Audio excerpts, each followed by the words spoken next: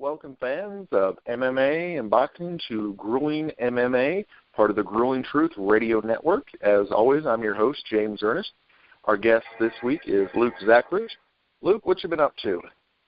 Hey, James. How's it going, man? Honestly, lately, not a lot. It's been about a year since I fought, and that was a boxing fight. So, I've been spending a lot of time coaching some of my up-and-comers at the gym and, just spending time with my family. Nice. So I hear you're the head trainer at Rob Radford's strength. No. Rob was actually my head trainer for my last couple MMA. Yeah, for my last couple MMA fights. So I've trained with Rob off and on for years. Nice. He's a great guy, and it was one of those things that you're fighting at that high of a level in the UFC. I felt like it was important to bring Rob in, to complement the camp. Oh, definitely. Yeah, I was going to say it's always good to be able to be versatile with MMA. Unfortunately, you have to be. Oh gosh, yeah. I mean, they talked about that whole Mayweather versus McGregor fight. Mayweather versus McGregor fight. And, of course, who would win? Well, of course, no matter whose discipline it would be, they would win. Obviously, if absolutely. Mayweather tried MMA at all, Yep, that's an MMA fight. He gets his ass whipped. If it's a boxing match, Conor gets his ass whipped. There's no really, and if it's a kickboxing match, I think Floyd gets beat still. So. So you started out playing football at Bowling Green. Yeah. What was that? Well, it was one of those things early on. They didn't have stuff like this when I was growing up, So I dedicated my whole entire life to football. I trained just I felt like kind of a step ahead of everybody as far as my work ethic and stuff like that. So got a Division I scholarship. I didn't end up playing. I was only on the team for like a year and a half, had an injury issue. And then I sat out, and I just decided I was having a lot more fun not playing football than I was playing football. So I got to experience college life for, like a normal person, which as a Division I athlete, you just can't do that, So I had never had any regrets about it. But right about that same time, I started boxing, and it kind of filled the void for, that competitive spirit that I have. So I hear that your first group that you trained with was some no-name guy, Dan Severn. Yeah, he was like the second guy I ever trained with, really. And it was pretty quick after I hadn't even been training for a couple months before I started training in mixed martial arts before I started training with Dan. But I had a buddy of mine, he's a real close friend of mine. I owe so much of my career to him. His name's Dave Morris. He's the guy that got me in the sport. And, I started training with these guys, but they were all working. I was working too, but I had a little bit more flexible schedule. And Dave used to train with Dan, so, he kind of made me feel like, hey, just go up there, go do your thing, and nice. Kind of let me know. I was super intimidated to go up there just because, hey, this is, former UFC champion. This is Dan the Severns' place. I think I'm walking into like a slaughterhouse basically. And so Dave kind of told me to go up there. I went up, and it was a really good partnership with training with Dan and Dave, and I met one of my longtime buddies, Paul Bowers, up there, and it was a really good experience for me early on. Yeah. So Dan taught you more of the wrestling, and then Dave taught you more of the jiu-jitsu. Dave was kind of an all-around guy. As a boxer, back then when I first started, you didn't see, nowadays I live in Columbus, and I can't even tell you how many black belts that there are in the city. There's every gym's got multiple black belts, for the most part at it. And, back then there was like 2 black belts in the whole entire Midwest, it seemed like. So, Dave had a really good no-gi grappling game. I still think to this day, I don't know if he's ranked in gi, but, he really helped me out. So, he had more of a submission grappling, and I guess Dan was more of a catch wrestling. Like, he used his wrestling to create, still to this day, I'm a black belt in Brazilian Jiu-Jitsu. I've got some pretty, good credentials to my name in the Jiu-Jitsu world. And Dan's style of grappling, like his submission game is just, it's totally different than you see from anybody else. He's just a mean, nasty old dude. So, that I was going to ask you about his temperament. What's he like as a coach? Oh, man, he's the sweetest guy in the entire world. He's just, I can't tell you what a nice guy that Dan Severn is. There's not a mean bone in the guy's body until he actually gets on the mats, and it's like he's having a flashback from his younger years, or he's still competing as a wrestler. Because really, in Dan's mind, he likes MMA, but he's an amateur wrestler first and foremost. I mean, that's his true love, and he used that wrestling. I mean, shit, you can see even the guy's fighting. I think he has his last fight when he's 52. And everything he did, I mean, it was plain and simple. It was straight out. He was a wrestler. That's it. So, but I mean, you want to talk about a nice, welcoming guy that really, kind of would stick his neck out there for you and really help guide some of these guys as they're coming along. He's a great human being. Excellent. That's nice to hear. I was going to say, that's one of the things, fortunately, most of the MMA that I've experienced through the Arnold, most of them seem really nice. So kind of there's NASCAR, so they're many. Very friendly, yeah. And what's funny is you'll see more of the guys that have been doing it for a while, whether they're a big name or not. There's a lot of really nice, humble people in the sport. And you think like, oh, cage fighters, these guys are a bunch of pricks, or they're, they've got anger issues and this, that, the other thing. And really, it's the guys that are the newer guys, or the people that want to be a fighter, or they think they are and they tell their friends are, but they're really not. Really, as far as an overall group of people, I mean, I can't tell you how many good people I've met. I mean, all of my, still to this day, my best buddies all come from mixed martial arts. So you fought in a wide variety of promotions. I mean, everything from Mega Fighting Championship, Ultimate Fight Series. Any interesting or fun stories about any of those? I mean, back in those days, so I've got a couple fights that don't even show up on my record because it's back like pre-athletic commission days and all of that fun stuff. But I don't have any off the wall crazy stories except for maybe being at other people's fights. Anytime I'm fighting myself, it's always pretty low key, and you're not worried about going out and partying before or after or anything like that. But I've had some awesome experiences. I think probably one of the cooler places I've ever fought was in Calgary. I got to go to Australia for my last MMA fight. That was a really cool trip. I just wish that I could have gone and experienced it a little bit more without actually having to fight because it's like you fly all the way around the world and then you don't really get to experience or take it in because it's such a high stress environment leading up to a fight. Comparing three of the bigger names, promotions that you've worked with, King of Cage, Ultimate Fighter, and Bellator, what are some of the similarities, some of the differences between those organizations? I fought in King of the Cages. It's a really cool mid-tier show, so they've changed a lot over the years. When I was fighting for them, they were still like, it was Terry Tribblecock or I can't remember the guy's name, and Ken Kupch, the guy that used to run the Canadian shows.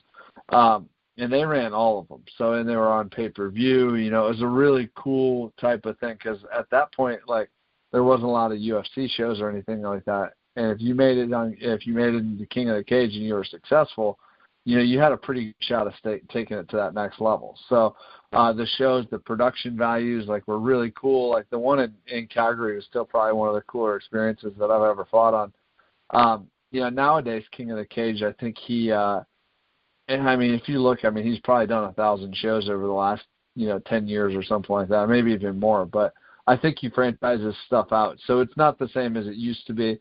It's not all Terry Tribblecock ran shows, or I don't even know if Ken Kupch is doing them up in Canada anymore. So, but King of the Cage was a great experience. And then between, UFC and Bellator, they're the top two things. Like when I fought in Bellator, I wish I could have fought in Bellator when Scott Coker was running it, because when Bjorn Rebney was running the show, it was a disaster. You want to talk about, like, I don't think I knew who I was fighting until like a week before the fight. I just knew that I was going to fight. I think my opponent changed about 6 times leading up to it, and or maybe 15 times who was going to be in the tournament and stuff like that. So it's a whole new world these days with the way the sports ran and how Coker and that team of guys that are doing things compared to what Bjorn used to do. And then, I mean, hey, what can you say about the UFC? It's the pinnacle of the sport. I was fortunate to be there when some of the really good behind-the-scenes people are there. I'm not sure who's still with them or who's not, but it was a good experience. You're nobody special when you're fighting for the UFC, that's for sure. That's the one thing that's kind of crappy about it. But you're a disposable person. So, but I mean, I can't say that I've had too many bad experiences overall in the sport. I had a wonderful career, and I really enjoyed myself and made a ton of memories doing it. So do you feel you were picked on the right team, or, kind of compare and contrast Rampage and Forrest? Well, you know what? So I had a pretty unique experience where a lot of people don't get to do this. So when I was on the Ultimate Fighter, I was on Forrest's team, and one of my teammates from home, Matt Brown, like I'd been training with him for years before the Ultimate Fighter. He was on Forrest's team too. Well, I lost in the quarterfinals round, and I think, or maybe I lost it was the second round of the tournament. I'm not sure what exact round it was. And Matt won, but it was a lot of our guys ended up having to fight each other. So Matt went over and started training with Team Rampage, and I went along with him. So he had a good training partner and somebody that actually gave a shit about him. So I made really good relationships with Rampage's coaches, and I trained with those guys afterward. So I really liked Rampage on the show. Afterwards, I kind of thought he was kind of an asshole a little bit, because Juanito Ibarra and the whole Rampage Jackson split. I'm not sure if you even remember that or not, but he kind of really he screwed Juanito over, and Juanito is a great guy. He's a great coach, and he really didn't deserve what happened to him. That stinks. Yeah, mostly I just know him from the A-Team movie. I just never remember how bad that thing was. Because I was hoping it was going to be good. I mean, shoot, it was fun back in the day, but trying to revive it, it just didn't work out. Yeah, I know. It was fun for fun's sake, just because it was A-Team. But what can you do? Exactly. So you've mixed in other. So you said you started out with boxing? Yeah, I mean, I never had any boxing fights, but I started training when I was in Bowling Green. I started training up in Toledo with a guy by the name of Chuck Moreno. He was a really good dude. I was really that's one thing I've been really lucky that I've came across. I haven't had a coach that stuck by me from day one until I'm finished, but I have came across a lot of people that have really helped me along the way. And I really feel like, and I tell Chuck this when I see him or when I talk to him. I try to give him some credit for what's happened, because if it really wasn't for me meeting Chuck, I don't think I ever would have pursued a fight career, even though I wasn't really pursuing a fight career. It just kind of happened. But I met him. He was training. I trained a bunch of Olympians. He's a really good coach in his day, and just a really good guy, and he kept me really interested in the sport. So I would drive back and forth from Toledo a couple times a week, box. And it just kind of kept motivating me to get in better shape and better shape. So that's how I started, was with the boxing portion of it. Excellent. I hear that you work a lot with military vets, training them, that kind of thing. Is that true? I have in the past, yeah. So I don't train a ton of guys anymore. When I first opened the gym, I used to do a ton of stuff, Now, there's a ton of military guys in our gym, but it's not like we have a specific program. I've tried to set some stuff up in the past, and it's just kind of the chain of command to actually get a military-sponsored program was tough. But, we have a ton of vets in our gym.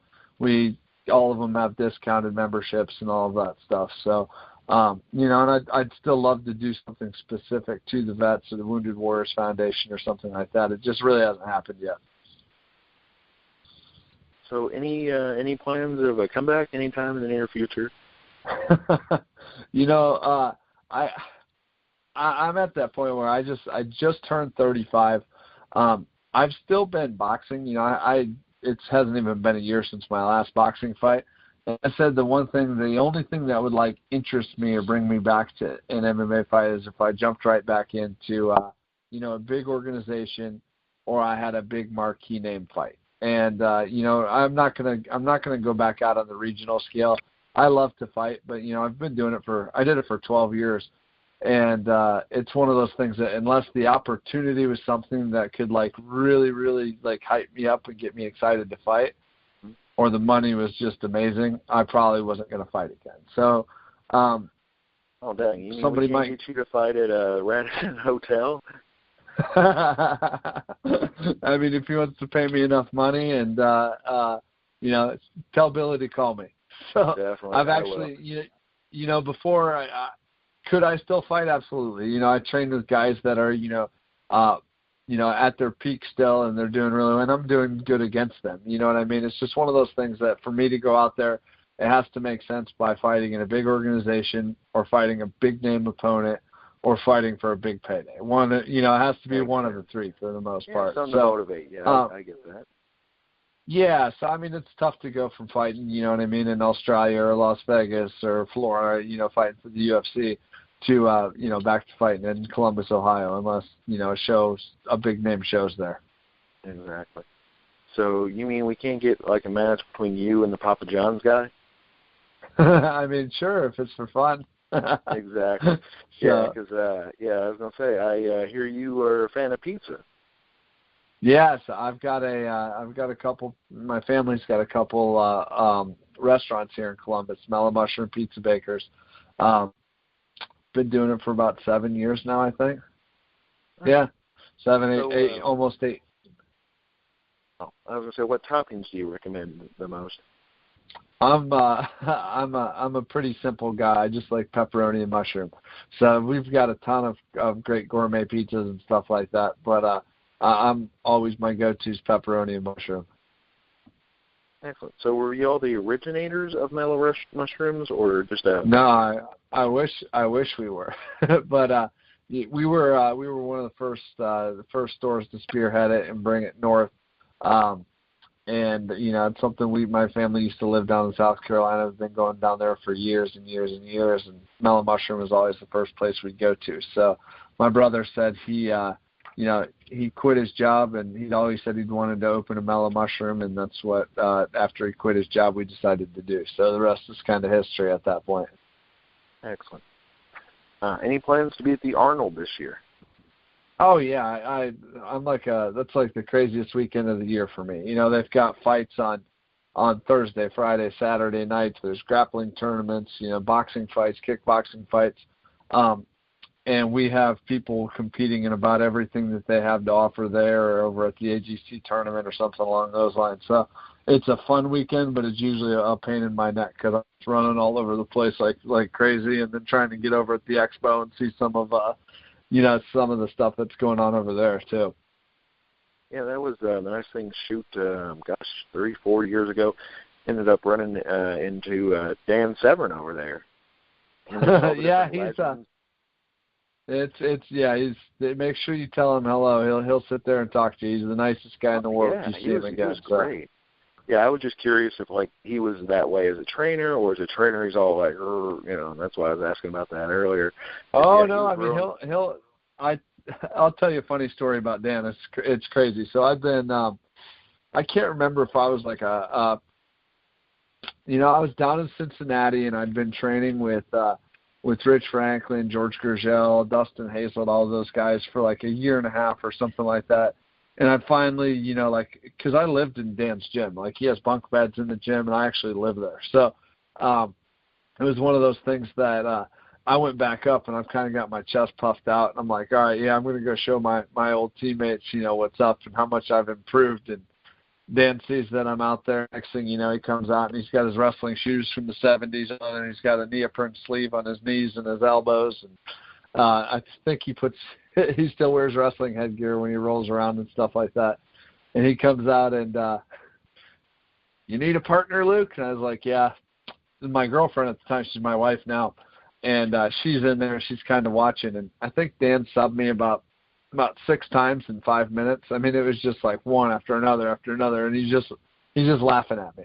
Like, yeah. we're not talking nice, like, clean arm bars or something. He's doing like jaw locks and neck cranks and just mean, nasty shit. Yeah. And that's what Dan is like. He's an expert at mean and nasty.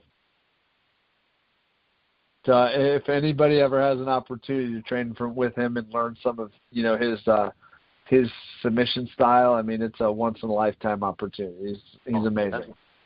Yeah, anytime you can deal with the legends and the cream of the crop to learn your trade, you can't go wrong with that. So it sounds like you've had a nice long career.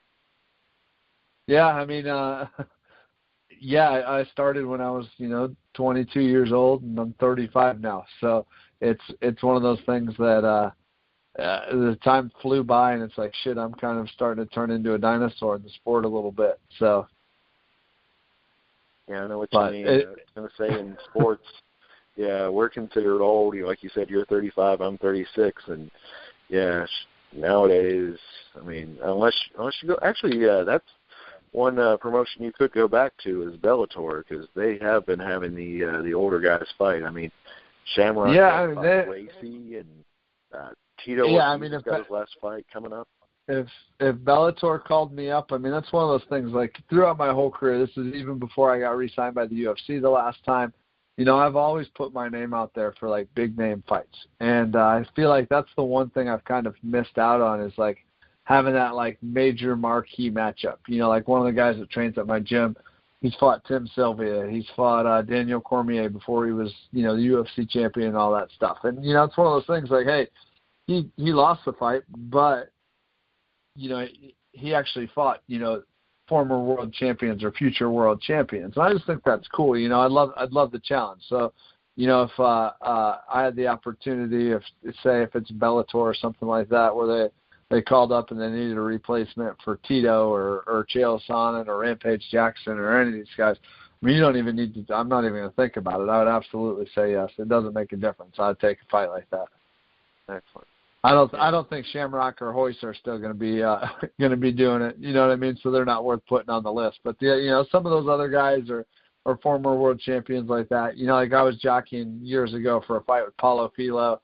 I thought I was going to fight Robbie Lawler when he was still in Strikeforce back in the day. So I had a lot of almost opportunities, but I never had that real marquee matchup come through. Well, like I said, maybe there's always time still. So hopefully that works out for you, and hopefully the coaching thing's going good, and people are eating a lot of pizza up in Columbus. So yes. Yeah, don't eat pizza anywhere besides Columbus. Exactly. With the Arnold coming up, I'm sure, there'll be a bunch of people coming in town for that and all, so hopefully that goes good. Actually, absolutely. I got another story about the Arnold. And like the second row, I think they had Mark Coleman. In about the third or fourth row, they had Don Fry. And, of course, Mark was in good spirits. Same with Don Fry. Oh, always. Seems like a nice fella. But we kept going back and forth between the two. That's one of them saying, yeah, did you hear what he just said about you? We were over two rows over trying to get the two knuckleheads to fight each other. Fortunately, I forget the young man who's always with Don Fry, but there's a fella, he fought MMA for a while, and he's like early 30s, and he talked Don out of it because Mark was good to go. He was like, let's do this. If Mark's had a couple cocktails in him, he'll fight anybody. Oh yeah, he definitely does. Yeah, he was in rare form.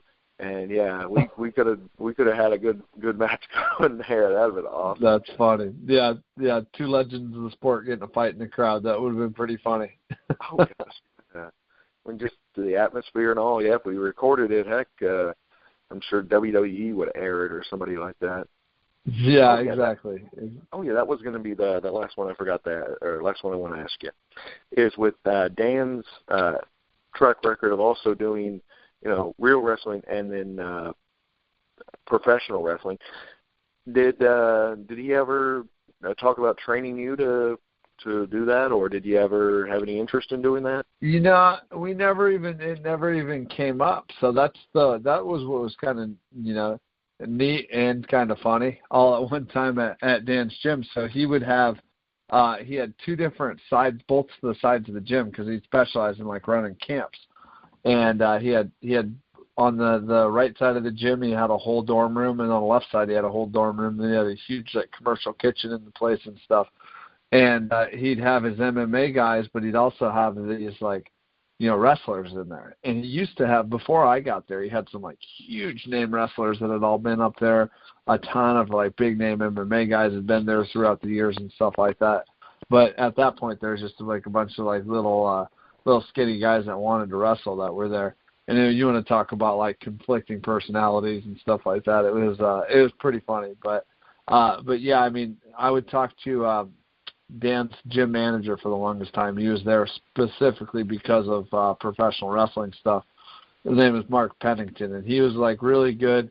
And I think these guys would have been good guys to be around. As like being old, like a little bit older in the sport and going out and fighting more, especially once, you know, shit talking got real popular and stuff like that. Because you know, they really knew how to put on a show. That's what they always try to talk to the MMA guys about, marketing themselves and, you know, kind of throwing some stuff out there a little bit, being a little, you know, some showman stuff. But all of us were young and stupid and wouldn't listen to them anyways. But it was a different world back then when I was still at Severns, you know, in the early or mid 2000s, just because, you know, there was nobody talked shit. It was like a really respectful sport and things like that. So I never really got exposed much to professional wrestling stuff. Okay, interesting.